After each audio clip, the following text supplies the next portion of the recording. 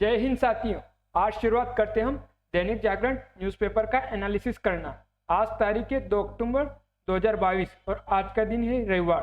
हम विस्तृत विश्लेषण करने से पहले एक बार देख लेते कि आज हम किन खबरों को देखने वाले हैं। तो सबसे पहले हम 5G टेक्नोलॉजी को देखने का प्रयास करेंगे, इसके उपयोग को देखने का प्रयास करेंगे। फिर हम इंडस्ट्री रेवोल्यूशन को देखने का प्रयास करेंगे, इंडस्ट्री 4.0 को देखने का प्रयास करेंगे। उसके बाद हम डिजिटल इंडिया मिशन क्या था उसको देखने का प्रयास करेंगे। यहीं पर हम जो MSME है, माइक्रो स्मॉल मीडियम इंटरप्राइजेस, उसको देखने का प्रयास करेंगे। उसके बाद हम देखेंगे कि स्वच्छ सर्वेक्षण में छठी बार इंदौर बना सिरमौर, तो स्वच्छ सर्वेक्षण 2022 के बारे में देखने का प्रयास करेंगे।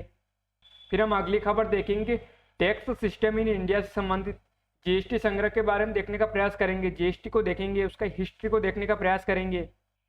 संयुक्त राष्ट्र में पहली बार बापू का आदमकद अवतार, तो हम यहीं पर जो GS1 यानी मॉडर्न हिस्ट्री से संबंधित, फ्रीडम हिस्ट्रिकल से संबंधित देखने का प्रयास करेंगे। महात्मा गांधी जी का जो आज़ादी में योगदान दिया था, जो कौन से मूवमेंट आंदोलन हुए थे, उनका एक ओवरव्यू लेने का प्रयास करेंगे और थोड़ा सा महात्मा गांधी जी के बारे में संक्षिप्त में जान लेंगे। फिर हम स्वच्छ गंगा मिशन को देखने का प्रयास करेंगे और यहीं पर जो गंगा यमुना के आसपास जो इंडस्ट्रीज है उनको देखने का प्रयास करेंगे, जो धार्मिक स्थल है उनको देखने का प्रयास करेंगे। और ये सब मिलकर किस तरह से जो गंगा है उसको प्रदूषण करने का काम करें, उन सबको मिलाकर देखने का काम प्रयास करेंगे हम।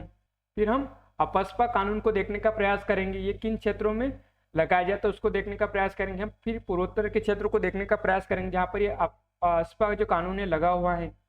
फिर हम देखेंगे कि केदारनाथ की पहाड़ी पर 9 दिन में दूसरी बार हुआ हिमस्खलन, तो हिमस्खलन के कारण को देखने का प्रयास करेंगे कि पहाड़ी क्षेत्रों में ही क्यों आ रहा है। और वहीं पर हम भूकंप की मैप का भी देखेंगे, मैप में और हिमस्खलन है उसको देखने का प्रयास करेंगे कि किस तरह से जो प्लेट्स है उनके टकराने की वजह से हिमस्खलन हो रहा है। और अभिव्यक्ति में आप गैस रिसाव से बिगड़ेगा पर्यावरण, तो इसे आप स्वयं पढ़ने का प्रयास कीजिएगा। हम इसके बारे में थोड़ा सा कभी जान लेंगे, लेकिन उससे पहले एक बार देख लेते हैं कि हम किन किन खबरों को देखने वाले हैं। फिर हम उत्तर कोरिया ने फिर दागी 2 बैलिस्टिक मिसाइल, तो हम यहाँ पर उत्तर कोरिया का मैप का एनालिसिस कर लेंगे। कामयाबी के आसमान में चमकता हुआ एक सितारा, तो सुनील छेत्री। और चट्टानी इरादों का दूसरा नाम है इशरत, तो इसे आप GS4 इथिक्स से जोड़कर देख सकते हैं। एटीट्यूड, एप्टीट्यूड, डिटर्मिनेशन, प्रोबिटी यानी ईमानदारी, काम के प्रति ईमानदारी, तो आप इनसे जोड़कर इनको देख सकते हैं। आप एथिक्स के पेपर में इनका कूट करके लिख सकते हैं कि इच्छा शक्ति हो तो ऐसी होनी चाहिए, एटीट्यूड, एप्टीट्यूड, दृढ़ संकल्प होना चाहिए। इस तरह से आप इनको जोड़कर देख सकते हैं एथिक्स के पेपर में। फिर हम नेशनल पार्क्स को देखने का प्रयास करेंगे इंडिया में। फिर अंत में हम हिस्ट्री से संबंधित जो लीला नाग है उनको देखने का प्रयास करेंगे कि उन्होंने किस तरह से भारत की आज़ादी में अपना योगदान दिया। फिर हम MSME को देखने का प्रयास करेंगे, माइक्रो स्मॉल मीडियम इंटरप्राइजेस को, इनकी जो क्लासिफिकेशन है वो किस तरह से की गई है। फिर हम डिजिटल इंडिया मिशन को देखने का प्रयास करेंगे, कौन से पिलर्स पर डिजिटल इंडिया मिशन है वो टिका हुआ है। फिर हम मैन्युफैक्चरिंग जो प्लांट्स है उनको देखने का प्रयास करेंगे, ओप्पो के, सैमसंग के, वीवो के, फॉक्सकॉन के, शाओमी के, तो पूरे भारत में देखने का प्रयास करेंगे कि कहाँ कहाँ इनके प्लांट्स है। उसके बाद देखेंगे हम जो स्वच्छ सर्वेक्षण 2022 है उसके बारे में थोड़ा सा ओवरव्यू लेने का प्रयास करेंगे कि किसने शुरू किया था, क्यों शुरू किया गया था। फिर हम नेशनल पार्क्स को देखने का प्रयास करेंगे इन इंडिया।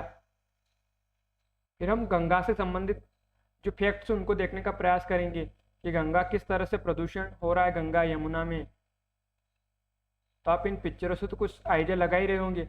फिर हम जो रिलीजियस प्लेसेस है उनको देखेंगे, जो मेन फोकस हमारा रहेगा वो उत्तर भारत के जो धार्मिक स्थल है उनको देखने का प्रयास करेंगे। फिर हम गंगा बेसिन है उसको देखने का प्रयास करेंगे एक बार, और यहीं पर लोकेट करने का प्रयास करेंगे किसको, धार्मिक स्थल को। फिर जो इंडस्ट्री से उनको जोड़ने का प्रयास करेंगे, ये इंडस्ट्रीज रीजन है। अब हम जो फोकस रहेगा वो किस पे रहेगा, तो उत्तर भारत की इंडस्ट्रीज पे रहेगा।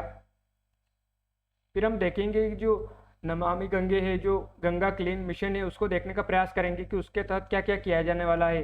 फिर हम नॉर्थ कोरिया, साउथ कोरिया के मैप का एनालिसिस करेंगे, उनके बीच में देखेंगे कि कौन सी जो सीमा कर रेखा है।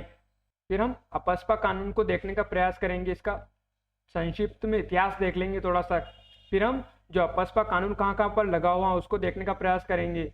फिर हम भोपाल गैस त्रासदी को देखने का प्रयास करेंगे और कौन से रीजन में जो यूनियन कार्बाइड प्लांट था उससे जो गैस लीकेज हुई थी उससे कितना क्षेत्र प्रभावित हुआ था उसको देखने का प्रयास करेंगे हम। फिर हम जो लैंडस्लाइड यानी जो भूस्खलन है उसको देखने का प्रयास करेंगे, फाइलों से समझने का प्रयास करेंगे कि भूस्खलन कैसे होता है।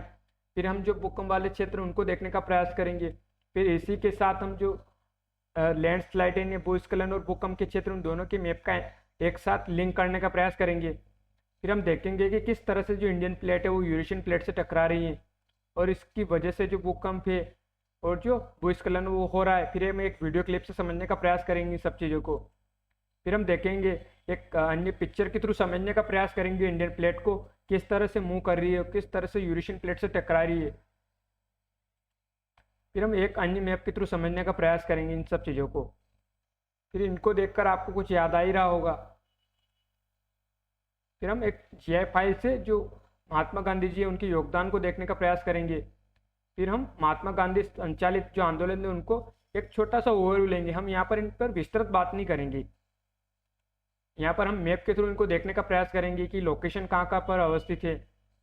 फिर हम जीएसटी के बारे में देखेंगे, जीएसटी में इंट्रा स्टेट क्या होता है, इंटर स्टेट क्या होता है, उनको देखने का प्रयास करेंगे। किस तरह से जीएसटी लगती है, किस तरह से जो गवर्नमेंट है स्टेट गवर्नमेंट उसकी हिस्सेदारी होती है, जो केंद्र सरकार है उसकी हिस्सेदारी होती है। फिर हम जीएसटी का जो हिस्ट्री है उसको देखने का प्रयास करेंगे कि जीएसटी का जो बैकग्राउंड है वो क्या है। फिर हम 5G टेक्नोलॉजी को देखने का प्रयास करेंगे। फिर 5G टेक्नोलॉजी का कंपैरिजन करेंगे 1G 2G 3G 4G के साथ।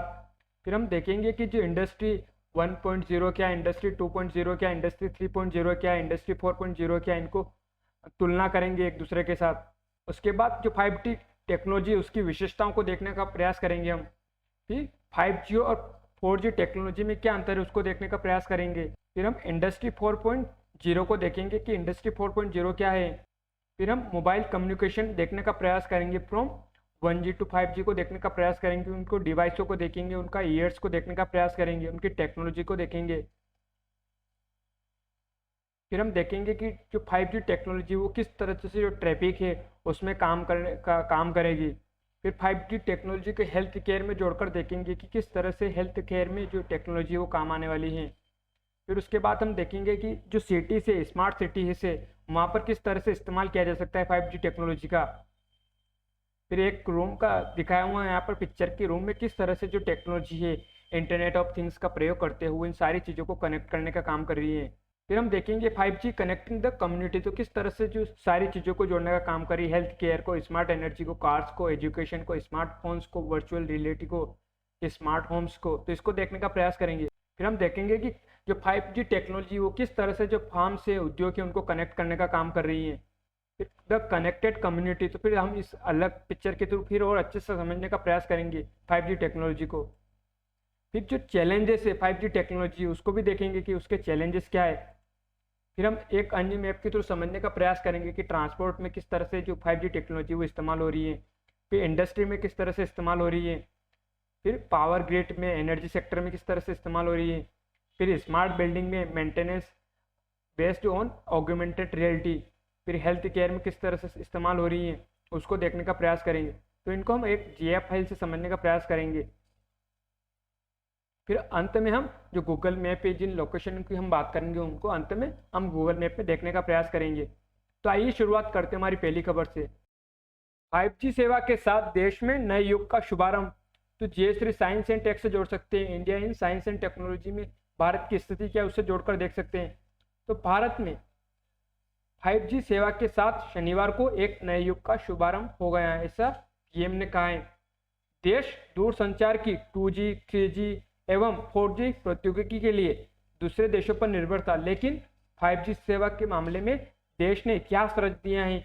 उन्होंने कहा कि पीएम ने कि नए युग की शुरुआत के प्रतीक 5G सेवा ने से बड़ी संख्या में अवसर पैदा होने की संभावना है।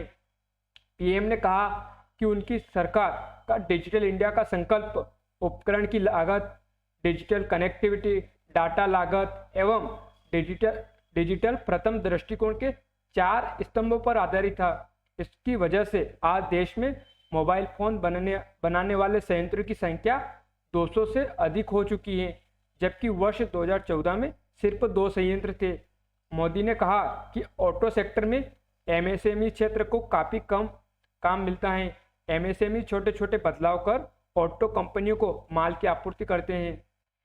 पीएम के मंच यानी पीएम जो प्रधानमंत्री जी हैं उनके क्या पंच है, तो चौथी औद्योगिक क्रांति का नेतृत्व करेगा भारत। यह भारत का दशक नहीं, यह भारत की शताब्दी है। उद्योग जगत, स्कूलों कॉलेजों में 5G सेवा के बारे में बताएं। 2G की नीयत और 5G की नीयत में फर्क, तकनीक के आधार पर इनोवेशन करे युवा। 5G सेवा के लाभ दिखाए हूँ कि तेज स्पीड के कारण आपस में जुड़ी करोड़ों मोबाइल डिवाइस में डाटा अति शीघ्र ट्रांसफर होगा। स्वास्थ्य से लेकर शिक्षा और आपदा प्रबंधन के क्षेत्रों में भी मिलेगी बड़ी सहायता। 80 करोड़ इंटरनेट उपभोक्ता देश में हुए हैं। वर्ष 2014 से संख्या 6 करोड़ थी, यानी 2014 में कितनी संख्या थी, तो 6 करोड़ थी, और अब कितनी होगी, तो 80 करोड़ इंटरनेट उपभोक्ता हो गए हैं। 1.7 लाख ग्राम पंचायतों को बीते 8 वर्षों में ऑप्टिकल फाइबर के माध्यम से इंटरनेट सेवा से जोड़ा जा चुका है। 200 से अधिक हो चुकी है देश में मोबाइल फोन बनाने वाले संयंत्रों की संख्या। तो अब यहाँ पर जिन जिन चीज़ों की बातें की उनको देखते हैं। एक 5G सेवा की बात की है, डिजिटल इंडिया की बात की है, मोबाइल फ़ोन बनाने वाले संयंत्र की बात की, MSME क्षेत्र की बात की गई है, 5G सेवा के लाभ की बात की है, और चौथी औद्योगिक क्रांति की बात की। तो इन सबको हम देखते हैं। पहले हम देख लेते हैं कि जो MSME क्या है, यानी सूक्ष्म लघु और मध्यम उद्योग। अब उनको देखने का प्रयास करते हैं। तो ये हमने ministry of micro small and medium enterprises से लिया है। तो यहाँ पर जो क्लासिफिकेशन यानी जो रिवाइज्ड क्लासिफिकेशन अप्लीकेबल विथ कब से होगी, तो 1 जुलाई 2020 से। इसका कंपोजिट क्राइटेरिया क्या है, तो investment in plant and machinery, equipment and annual turnover. Classification किया हुआ किस आधार पर, तो manufacturing enterprises and enterprises rendering services, micro small और मीडियम। तो यहाँ पर माइक्रो का दिखा हुआ है कि investment in plant and machinery और इक्विपमेंट, तो नॉट मोर देन 1 करोड़, यानी 1 करोड़ से ज़्यादा नहीं होना चाहिए। और एनुअल टर्नओवर यानी जो वार्षिक टर्नओवर होता है वो 5 करोड़ से ज़्यादा नहीं होना चाहिए। फिर स्मॉल में क्या रखा गया है, तो investment in plant and machinery और इक्विपमेंट में तो जो इन्वेस्टमेंट है वो 10 करोड़ से ज़्यादा नहीं होना चाहिए, और एनुअल जो टर्नओवर है वो 50 करोड़ से ज़्यादा नहीं होना चाहिए। मीडियम एंटरप्राइजेस में क्या रखा गया है, तो investment in plant and machinery और इक्विपमेंट में जो इन्वेस्टमेंट है वो 50 करोड़ से ज़्यादा नहीं हो सकता, और एनुअल जो टर्नओवर है वो 250 करोड़ से ज़्यादा नहीं होना चाहिए। अगर ये कंडीशन फुलफिल करते हैं तभी उन्हें माइक्रो स्मॉल और मीडियम में रखा जाएगा, और इसी के अनुसार उन्हें जो माइक्रो स्मॉल मीडियम को सुविधाएं मिलती है वो सुविधाएं पहुँचाई दी जाएगी, या जो भी सब्सिडी मिलती है वो मुहैया कराई जाएगी। अब हम देखते हैं कि जो 9 पिलर्स है डिजिटल इंडिया कि वो क्या है। तो पहले देख लेते कि जो डिजिटल इंडिया है वो शुरुआत क्यों किया गया था। तो डिजिटल इंडिया का मकसद है कि भारत को किस तरह से आने वाले समय में एक सुपर पावर बनाया जा सके, किस तरह से जो टेक्नोलॉजी का इस्तेमाल करते हुए जो सर्विसेज है वो सीमलेस तरीके से हर नागरिक तक पहुंचाई जा सके, और जो डिजिटल इंडिया है उसके तहत किस तरह से जो सरकार में पारदर्शिता है, करप्शन है, उसको कम किया जा सके, ई गवर्नेंस को बढ़ाया जा सके। तो हम देख लेते हैं कि जो 9 पिलर्स क्या हैं। तो पहला है broadband, highways, public internet access programme, information for everywhere, early harvest programme, universal access to phone, IT for jobs, electronic delivery of services, e Kranti यानी electronic delivery of services, e governance, reforming government through technology, electronic manufacturing target net zero import. तो आप देखने का प्रयास करें कि किस तरह से जो इसके पिलर्स रखे गए डिजिटल इंडिया के तहत। अब हम यहीं से जो 5G टेक्नोलॉजी उसको भी लिंक करने का प्रयास करेंगे। ई गवर्नेंस में आप देखिए कि सर्विस सेंटर होते हैं CSC, इंफॉर्मेशन के लिए RTI लाया गया है, पब्लिक इंटरनेट देख सकते हैं आप, विकिपीडिया, आपको हर जगह से जो इंफॉर्मेशन है गवर्नमेंट की स्कीम्स के बारे में वो मिल जाएगी। आज आप कोई सी भी सर्विसेज से योजना है उसका ऑनलाइन फ़ायदा ले सकते हैं।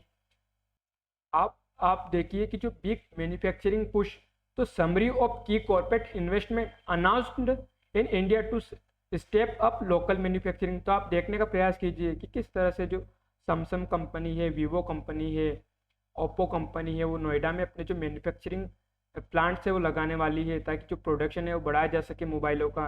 इधर शाओमी की कंपनी है, इधर ताइवान की कंपनी है विस्ट्रॉन कॉर्प, इधर सेलकॉम की कंपनी है फिनलैंड की, फॉक्सकॉन कंपनी है ताइवान और USA की। फॉक्सकॉन ताइवान की हो गई, एप्पल USA की हो गई। तो ये दिखाया हुआ है कि किस तरह से जो प्लांट से लोकल मैन्युफैक्चरिंग लगाने वाली कंपनी, तो यहीं पर अभी मोदी जी ने बात की थी, यहीं पर नीचे आप देखने का प्रयास कीजिए कि मोबाइल फ़ोन बनाने वाले संयंत्र की संख्या बढ़ी है। तो आप इससे और देख सकते हैं कि आने वाले समय में और किस तरह से जो मैन्युफैक्चरिंग प्लांट्स हैं उनकी संख्या बढ़ाने वाली है सरकार, जिससे क्या हुआ कि हम आयात कम करके निर्यात बढ़ाए जा सकें। अभी भी भारत में एप्पल के जो फ़ोन है उनका आयात किया जाता है। तो इस तरह से आने वाले समय में सरकार की योजना है कि हम एक तो 5G टेक्नोलॉजी पर मूव करने वाले हैं, और अगर हम जो 5G टेक्नोलॉजी है उसके लिए जो मोबाइल इस्तेमाल करेंगे, अगर उनका इंपोर्ट करेंगे तो फिर फ़ायदा क्या मिलेगा भारत को। तो उसके लिए ज़रूरी है कि जो उसके इक्विपमेंट है, जो उसके पार्ट्स है, जो पूरी जो असेंबली लाइन है वो भारत में ही स्थापित की जाए। तो उसके लिए क्या जरूरी है कि जो कंपनियां बनाती है मोबाइल, उनको भारत में ही सब सुविधाएं मुहैया कराई जा सके, ताकि वो अपने प्लांट यहीं पर लगाए और जो सारी जो टेक्नोलॉजी है वो भारत में ही बने, भारत में ही उसका इस्तेमाल हो, उसके साथ भारत उसका निर्यात कर सके। जिससे क्या होगा कि फॉरेन जो एक्सचेंज है, जो विदेशी मुद्रा भंडार है वो भारत को मिलेगी, जिससे भारत को एक सुपर पावर बनने में भी मदद मिलेगी। अब आप एक जीआई फाइल से देखने का प्रयास कीजिए। अब एक अन्य जीआई फाइल से देखिए स्पीड को, 1G 2G 3G 4G की स्पीड को देखने का प्रयास कीजिए कि 2.4 kbps यानी किलोबाइट पर सेकेंड। फिर किस तरह से 2G से स्पीड बढ़ रही है, फिर 3G में 2 Mbps यानी मेगाबाइट पर सेकेंड हुई है। फिर 4G में देखने का प्रयास कीजिए 100 Mbps यानी 100 मेगाबाइट पर सेकेंड। और 5G में आप देखने का प्रयास कीजिए तो कितना बड़ा डिफरेंस आ गया। यहाँ 100 Mbps थी और यहाँ पर जो 20 Gbps यानी गीगाबाइट पर सेकेंड आ गई है स्पीड। यहाँ पर 4G और 5G टेक्नोलॉजी में अंतर दिखाया हूँ कि यहाँ पर लेटेंसी का मतलब होता है अपलोड और डाउनलोड का फर्क। तो यहाँ पर 4G में दिखाया हूँ कि 200 मिली सेकेंड का समय लेता है और 5G में केवल 1 मिली सेकेंड का जो लेटेंसी होती है। यहाँ पर डाउनलोड स्पीड दिखाई हुई है कि 4G से 150 Mbps की स्पीड है और 5G से 10 Gbps यानी गीगाबाइट पर सेकेंड की। यहाँ पर अपलोड स्पीड दिखाया हुआ है कि 4G की कितनी थी, तो 50 Mbps यानी मेगाबाइट पर सेकेंड, और 5G की है 1 Gbps यानी गीगाबाइट पर सेकेंड। यहाँ पर कवरेज दिखाया हुआ है कि 4G का कवरेज कितना था, तो 4000 डिवाइस प्रति वर्ग किलोमीटर, और 5G का दिखाया हुआ है कि 10 लाख डिवाइस प्रति वर्ग किलोमीटर। एनर्जी देखिए तो कम बैटरी वाले डिवाइस की लाइफ में 10 साल तक का इजाफा हो सकता है। तो इस तरह से हमको इन दोनों में देखना था। तो आपको यहाँ पर अंतर दिख रहा होगा, यहाँ पर कवरेज को देखिए, आप एनर्जी को देखने का प्रयास कीजिए, डाउनलोड स्पीड को देखिए, अपलोड स्पीड को देखिए, लेटेंसी को देखिए। फिर ये आगे चलकर हम जो भी बात करने वाले हैं उनमें किस तरह से फायदा देंगे। अब हम फीचर्स ऑफ 5G टेक्नोलॉजी को देखने का प्रयास करते हैं, यानी जो 5G टेक्नोलॉजी उसकी विशेषताओं को देखते हैं। तो virtuality, zero latency, speed up to 10 Gbps यानी gigabyte per second, wide range of application, more software option to upgrade, very high capacity, faster response time, 100 times more device. तो इस तरह से हम देख सकते हैं इसकी विशेषताओं को। अब एक अन्य पिक्चर के थ्रू देखने का प्रयास कीजिए आप। यहाँ पर डिवाइस दी हुई यानी जनरेशन दी हुई है, फर्स्ट जनरेशन, यहाँ पर डिवाइस दी हुई है और उसका स्पेसिफिकेशन दिया हुआ है। यहाँ पर देखिए 1G, तो यहाँ पर डिवाइस को देखने का प्रयास कीजिए कि पहले इस्तेमाल होने वाले फ़ोन कैसे थे, इसका ईयर कौन सा था, तो 1991। इसका स्टैंडर्ड दिया हुआ है, इसमें टेक्नोलॉजी कौन सी इस्तेमाल होती, तो एनालॉग टेक्नोलॉजी का इस्तेमाल किया जाता था। फिर 2G टेक्नोलॉजी को देखिए, इसमें डिवाइस को देखने का प्रयास कीजिए किस तरह से जो डिवाइस है वो इस्तेमाल हुई है। अब इसमें जो ईयर है वो देखने का प्रयास कीजिए, तो 1991 में ये भी आ गई थी। इसका स्टैंडर्ड देखिए तो GSM, GPRS। फिर टेक्नोलॉजी देखिए तो डिजिटल टेक्नोलॉजी। इसकी बैंडविड्थ कैसी थी, तो नैरो बैंडविड्थ थी। फिर डाटा रेंज कितनी थी, तो बहुत ही कम है, देखने का प्रयास कीजिए आपकी 80 से 100 किलोबाइट पर सेकेंड थी। फिर इसके बाद 3G आता है, तो 3G में आप देखिए कि डिवाइस किस तरह से चेंज हो रही है। इसका ईयर कौन सा था, तो 2001 यानी लगभग 10 साल लगे इसको आने में। फिर इसका स्टैंडर्ड देखिए आप, फिर इसके बाद टेक्नोलॉजी देख लिए तो डिजिटल ही है। इसका बैंडविड्थ देखने का प्रयास कीजिए तो ब्रॉड बैंडविड्थ। डाटा रेंज को देखिए तो अप टू 2 मेगाबाइट पर सेकेंड, अभी भी स्पीड ज़्यादा इंक्रीज नहीं हुई है, अभी देखने का प्रयास कीजिए। फिर इससे क्या क्या सुविधा मिलने लगी, तो मोबाइल टीवी, फिर उसके बाद SMS की सुविधा मिल गई, इंटरनेट सर्विस मिलने लगी है, वीडियो कॉल्स की सुविधा मिली 3G से। लेकिन वही है कि लेटेंसी बहुत ज़्यादा थी, इंटरनेट सर्विस का इस्तेमाल तो कर सकते थे लेकिन उसमें स्पीड यानी जो लोड होने में बहुत समय लगता था। उसके बाद की 4G टेक्नोलॉजी को देखिए तो किस तरह से जो मोबाइल है उसका शेप बदला, किस तरह से वो स्मार्ट होता गया दिन पर दिन। इसका ईयर कौन सा था, तो 2010 4G टेक्नोलॉजी का। तो लगभग 9 साल लगे वह 3G से 4G में आने में। यहाँ पर इसकी स्टैंडर्ड देखिए तो LTE एडवांस टेक्नोलॉजी को देखिए तो डिजिटल टेक्नोलॉजी। बैंडविड्थ क्या है, तो मोबाइल ब्रॉडबैंड। डाटा रेंज को देखने का प्रयास कीजिए तो XDSL like experience 1 hour HD movie in 6 minute. तो कहना चाह रहा है कि एक HD मूवी को 6 मिनट में डाउनलोड कर सकता है 4G। अब इसमें क्या सुविधा मिली, तो इसमें जो 3G में सुविधा थी लगभग वही सुविधा मिली यहाँ पर दिखा हुआ कि जैसे SMS का दिखाया हुआ है, इंटरनेट सर्विस का दिखाया हुआ है, वीडियो कॉल्स का दिखा हुआ, मोबाइल TV का दिखा हुआ है। यहाँ पर गेम्स है उनको जोड़ दिया गया है, एक क्लाउड कंप्यूटिंग है वो 2 चीज़ें जोड़ दी गई। और इनमें जो सुविधा इस्तेमाल करती थी उनकी जो सुविधा यानी जो क्वालिटी है वो और अच्छी इंप्रूवमेंट हो गई। अब 5G टेक्नोलॉजी को आप देखिए, जो अब इसमें दिखा हुआ है कि किस तरह से जो ईयर है 2020 से 2030 के बीच में, क्योंकि अब भारत ने शुरुआत की है लेकिन उसको समय लगेगा हम सब तक पहुंचने में, आम नागरिक तक पहुंचने में, उसका इस्तेमाल बढ़ने में। यहाँ पर टेक्नोलॉजी कैसे तो डिजिटली है, उसका बैंडविड्थ दिखाया हुआ है। फिर डाटा रेंज को देखिए तो fibre like experience 1 hour HD movie in 6 second, और यहाँ पर कितना था तो 6 मिनट का समय ले रहा था। उसके बाद इसकी देखिए कि कहाँ का इस्तेमाल हो रही, तो इंटरनेट सर्विस में, फिर इंस्टेंट मैसेजिंग में यानी तत्काल मैसेजिंग करने में, उसमें जो लेटेंसी हो बहुत ही कम होगी।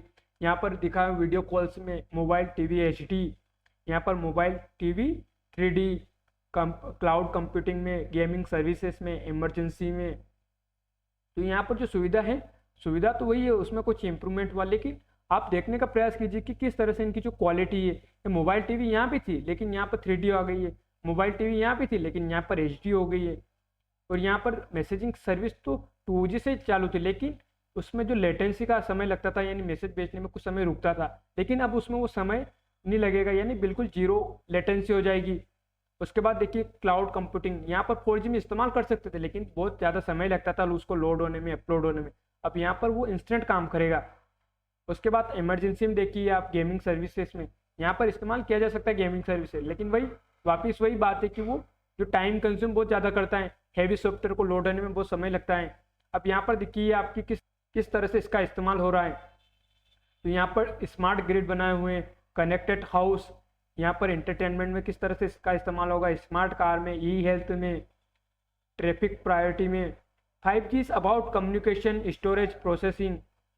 तो कार टू कार कम्युनिकेशन हो सकता है, apps behind imagination, entertainment, connect application, connected TV। तो ये एक होम में दिखाया हुआ कनेक्टेड हाउस है, तो हाउस के अंदर कैसे कनेक्टेड किया गया है अभी हम इनको और आगे अच्छे से समझने का प्रयास करेंगे। आप तो यहाँ केवल एक पिक्चर क्रिएट कीजिए अपने माइंड में इसकी। तो अब हम देखते हैं कि औद्योगिक क्रांति यानी जो इंडस्ट्री 1.0 क्या थी, 2, 3, 4 क्या थी, तो उनको थोड़ा सा कंपैरिजन करते हैं। तो इंडस्ट्री 1.0 क्या थी, तो इसमें मैकेनाइजेशन था, स्टीम पावर का इस्तेमाल किया जाता था, वीविंग लूम इनके उदाहरण हो सकते थे। इंडस्ट्री 2.0 में क्या हुआ, तो इसमें मास प्रोडक्शन हुआ, असेंबली लाइन मतलब स्थापित की जाने लगी, इलेक्ट्रिकल एनर्जी का इस्तेमाल किया जाने लगा। फिर इंडस्ट्री 3.0 में क्या हुआ, तो ऑटोमेशन हुआ, कंप्यूटर्स आए, इलेक्ट्रॉनिक्स डिवाइस उनका इस्तेमाल बढ़ने लग गया। अब इंडस्ट्री 4.0 में क्या होगा, तो साइबर फिजिकल सिस्टम लगाए जाएंगे, इंटरनेट ऑफ थिंग्स होगा, नेटवर्क्स होगा, क्लाउड कंप्यूटिंग, क्लाउड कंप्यूटिंग है उसको बढ़ावा मिलेगा। तो इस तरह से आप देखिए कि किस तरह से जो विकास है उसका स्तर दिन पर दिन बढ़ता ही जा रहा है। आप इंडस्ट्री 4.0 को देखने का प्रयास कीजिए, the India 4.0 framework, the digital technology. तो इसमें देखिए कि किन किन चीज़ों का इस्तेमाल हो रहा है, तो location detection, internet of things, smart sensor, advance robotics, big data analytics, 3D printing, augmented reality, cloud computing. अब ये कुछ चीज़ें तो अभी 4G में भी इस्तेमाल हो रही है, लेकिन जैसे हम लोकेशन डिटेक्शन की बात करें तो हम किसी स्थान का मैप लोकेट करने ही करते हैं मैप में, तो अभी वो समय लेता है। लेकिन 5G जो इंडस्ट्री 4.0 है, फिर इसके साथ 5G टेक्नोलॉजी है, 7G टेक्नोलॉजी, उनको मर्ज किया जाएगा। तो वो जो लेटेंसी है, जो टाइम लेता था किसी स्थान को सर्च करने में, या हम गूगल पे सर्च करते हैं, तो वो जो समय है वो बिल्कुल ही 0 समय हो जाएगा। अब इंटरनेट थिंग्स है, इंटरनेट ऑफ थिंग्स है। अब इन इंटरनेट ऑफ थिंग्स को हम आगे समझने का प्रयास करेंगे। अभी हमने 3D, अभी 2D प्रिंटिंग के बारे में सुनते हैं, तो आने वाले समय में कि 3D प्रिंटिंग होगी। 3D प्रिंटिंग यानी कि जो चीज़ फिजिकल में हम पकड़ते हैं, छूते हैं, जैसा अनुभव करते हैं, वैसे ही उसकी फोटोकॉपी बनाई जा सकती है। ऑग्यूमेंटेड रियलिटी यानी ऐसा दृश्य आपको दिखाया जाएगा कि वो दृश्य जो भी क्रिएट हो रहा है पिक्चर, वो आपके सामने ही क्रिएट हो रही है। क्लाउड कंप्यूटिंग का इस्तेमाल किया जाएगा, यानी डाटा को स्टोर करने के लिए अब जो फिजिकल इंफ्रास्ट्रक्चर है उसकी जगह जो क्लाउड है उनमें स्टोर किया जाएगा। जैसे आप गूगल ड्राइव का सुनते होंगे कि गूगल ड्राइव जो हमें 15 GB का स्पेस देता है आपके जो डॉक्यूमेंट है उनको स्टोर करने के लिए, और आप कहीं से भी उसको एक्सेस कर सकते हैं। तो उसी का मॉडल अपनाते हुए एक बड़ा जो क्लाउड कंप्यूटिंग है उसका निर्माण किया जाएगा। एडवांस रोबोटिक्स का निर्माण किया जाएगा, बिग डेटा एनालिसिस किया जाएगा। अब हम 5G टेक्नोलॉजी है उसके यूजर्स को देखने का प्रयास करते हैं, पिक्चर के थ्रू समझते हैं। तो आप यहाँ पर देखने का प्रयास कीजिए कि कोई नागरिक यहाँ से निकल रहा है, तो किस तरह से जो इस गाड़ी ने ऑटोमेटिकली डिटेक्ट कर लिया है कि कोई नागरिक आगे से रास्ते से जा रहा है, तो ये ऑटोमेटिकली रुक गई है। और इधर से जब गाड़ी पास हो रही तो इन गाड़ियों को पता चल गया है कि इधर से अभी गाड़ियाँ जा रही, तो ये ऑटोमेटिकली यहीं पर रुक गई हैं। जिससे क्या होगा कि ट्रैफिक जाम नहीं लगेगा। दूसरा है कि जो एक्सीडेंट की घटना होती है ट्रैफिक सिग्नल पर, तो वो भी रुक सकेगी। अब एक अन्य पिक्चर के थ्रू आप देखने का प्रयास कीजिए कि 5G टेक्नोलॉजी का हेल्थ केयर में किस तरह से इस्तेमाल हो रहा है। तो ये आपकी पल्सेस को दिखा देगा, आपकी हार्ट बीट को दिखा देगा, आपकी एनर्जी को दिखा सकता है, आपके टेम्परेचर को दिखा सकता है, आपको बुखार है कि नहीं उन सबको डिटेक्ट कर सकता है ये आसानी से। फिर देखिए कि जो 5G टेक्नोलॉजी है वो एक स्मार्ट सिटी में किस तरह से इस्तेमाल होगी। तो एनर्जी मैनेजमेंट में इसका इस्तेमाल किया जा सकता है, वाटर मैनेजमेंट में किया जा सकता है, climate change and flood modelling में इसका इस्तेमाल किया जा सकता है, स्मार्ट लाइटिंग की जा सकती है। फिर उसके बाद ट्रैफिक मॉनिटरिंग में किया जा सकता है इसका इस्तेमाल। फिर प्रेडिक्टिव लिफ्ट मेंटेनेंस में इसका इस्तेमाल किया जा सकता है। तो आप देखने का प्रयास कीजिए इनको और आप पढ़ने का प्रयास कीजिए कि जैसे मैंने एनर्जी मैनेजमेंट की बात की तो उसमें किस तरह से ये जो 5G टेक्नोलॉजी इस्तेमाल की जाएगी। फिर वाटर मैनेजमेंट की, तो वाटर मैनेजमेंट में आप अंदर जाने का प्रयास कीजिए कि जो detect water quality by using camera analytics to examine marine life in water. तो ये कहना चाह रहा है कि जो आप कैमरा है उसका इस्तेमाल करेंगे, अगर जो पानी पी रहे उससे कैमरा से पिक्चर खींचेंगे और वो जो टेक्नोलॉजी उसको डिटेक्ट करेगी कि ये जो पानी है अच्छा है या बुरा है, किस तरह का पानी है, उसमें किस तरह के मिनरल्स मिले हुए हैं, तो आपको पूरी जानकारी दे देगी। तो इस तरह से आप देखिए इसको। अब यहाँ पर आप एक रूम का पिक्चर देखने का प्रयास कीजिए। यहाँ पर जो लैपटॉप है वो दिखाया हुआ, टैबलेट पड़ा हुआ है दिखाया हुआ, ये एक स्मार्ट टीवी को दिखाया हुआ है। यहाँ पर ये फ्रिज है, मशीन लगी हुई है, यहाँ पर थर्मामीटर को दिखाया हुआ है, यहाँ पर जो एक यहाँ पर कुछ ऐसे इक्विपमेंट दिखाए हुए हैं। तो आप देखिए कि एक आदमी यहीं से बैठा बैठा जो सारी चीज़ें उनको कंट्रोल कर सकता है, नियंत्रण कर सकता है। यहीं से बैठा बैठा वो टीवी को ऑन कर सकता है, चैनलों को बदल सकता है, यहीं से रेडियो को ऑन कर सकता है, यहीं से चाय बनाने का ऑर्डर दे सकता है, यहीं से टेम्परेचर को देख सकता है कि रूम का टेम्परेचर क्या है, यहीं से वो जो फ्रिज है उसको ऑन ऑफ कर सकता है। तो उसको अब देखने का प्रयास कीजिए कि आप एक आदमी है यहीं से बैठा बैठा सारी चीज़ें कंट्रोल करने का प्रयास कर रहा है। तो इसी को बोलते हैं हम इंटरनेट ऑफ थिंग्स। यहीं से बैठा हुआ वो पंखा चला सकता है, यहीं से टीवी ऑफ कर सकता है। तो इस तरह से देखिए आप इसको और अच्छे से एनालिसिस कीजिए। अब एक अन्य में पिक्चर को देखिए, 5G कनेक्टिंग द कम्युनिटी। तो किस तरह से जो इंटरनेट ऑफ थिंग्स है, जो टेक्नोलॉजी है, वो एक दूसरे चीज़ों को कनेक्ट कर रही है। ये वर्चुअल रियलिटी को कनेक्ट कर रही है, स्मार्ट होम्स को कनेक्ट करने का काम कर रही है, स्मार्टफोन्स को एजुकेशन में, स्मार्ट एनर्जी में, कार्स में, हेल्थ केयर में। किसी मान लीजिए कि इस कार में अचानक एक्सीडेंट होता है तो इसके सिग्नल है वो डायरेक्ट कहाँ जाएंगे, तो ग्रिड पे जाएंगे, ग्रिड से डायरेक्ट उनको जो हेल्थ केयर वहाँ तक पहुँचा दिया जाएगा, वहाँ से डायरेक्ट जो एम्बुलेंस है वो निकलेगी और डायरेक्ट इस कार के पास पहुँचेगी, जिससे कोई भी मरीज होगा तो उसे तुरंत हॉस्पिटल में एडमिट किया जा सकेगा। यहाँ से स्मार्ट एनर्जी, यानी मान लीजिए कि कौन कितनी बिजली का यूज़ कर रहा है, कितनी उसमें लॉसेस हो रही है, तो ये स्मार्ट एनर्जी मीटर लगे हुए हैं, ये डिटेक्ट कर लेंगे। उसके बाद यहाँ पर दिखाया हूँ कि स्मार्ट होम्स में तो अभी हमने देखा ही है कि किस तरह से स्मार्ट होम्स में इस्तेमाल हो रहा है। स्मार्टफोन्स को हमने देखा कि आपके हाथ में रहते हुए आपकी पूरी जानकारी बता देंगे, आपका हेल्थ का स्टेटस क्या है। फिर वर्चुअल रियलिटी की हमने देखी कि किस तरह से कोई पिक्चर आपके सामने क्रिएट हो रही है। यानी अभी हम देखते हैं कि कोई दुर्घटना हम आंखों से देखते हैं, यानी फिजिकल होकर देखते हैं, तो वही फील आपको वर्चुअल रियलिटी में मिलेगा अभी।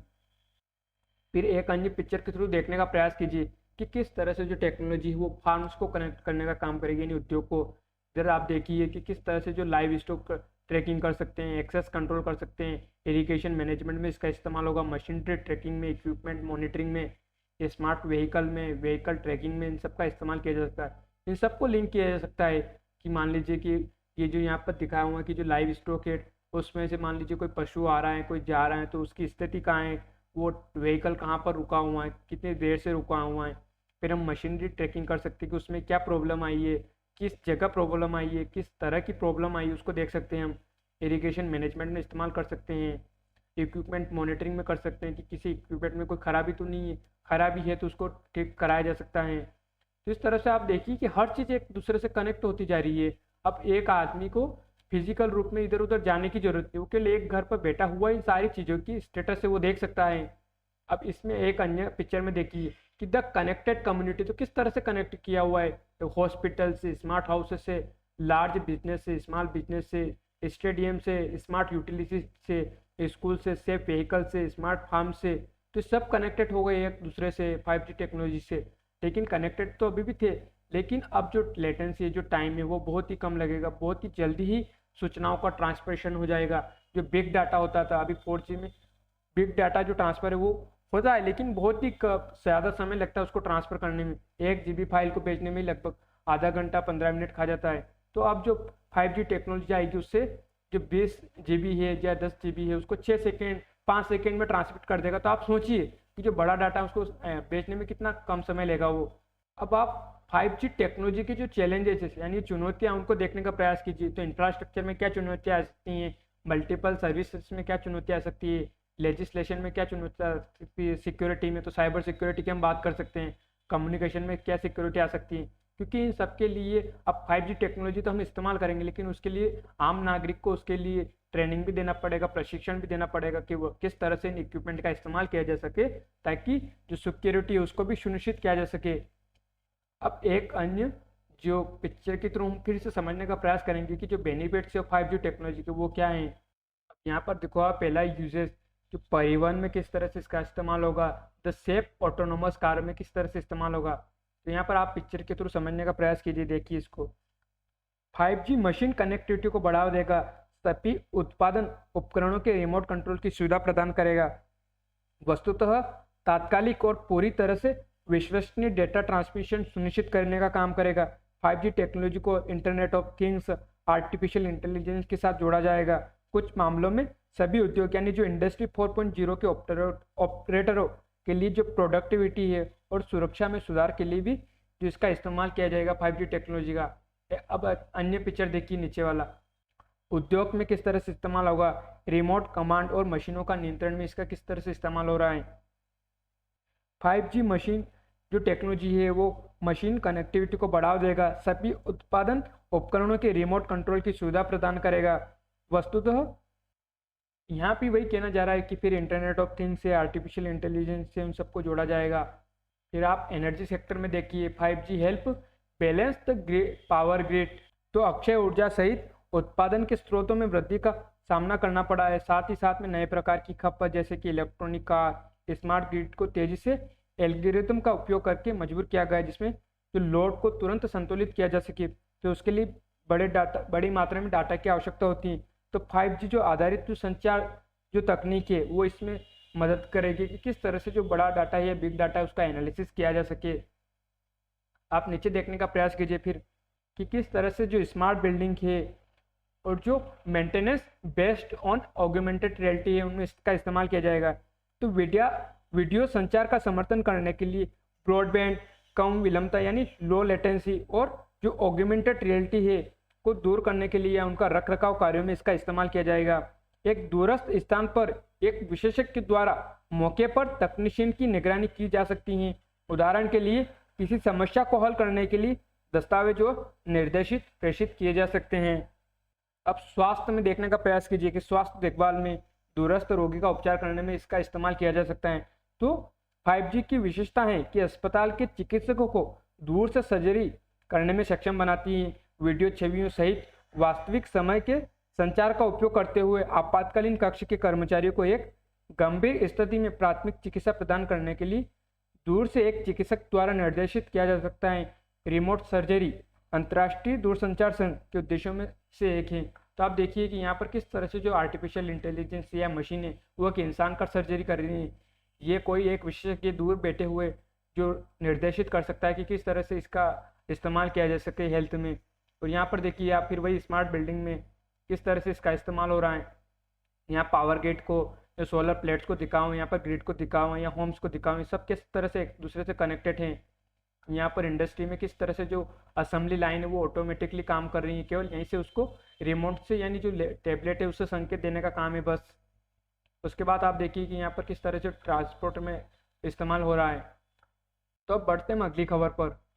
तो 7 दशक के बाद देश में गूंजेगी चीतों के शावकों की किलकारी। तो मध्य प्रदेश के कुन्नू राष्ट्रीय उद्यान में 15 दिन के भीतर ही चीता प्रोजेक्ट से जुड़ी अच्छी खबर आई।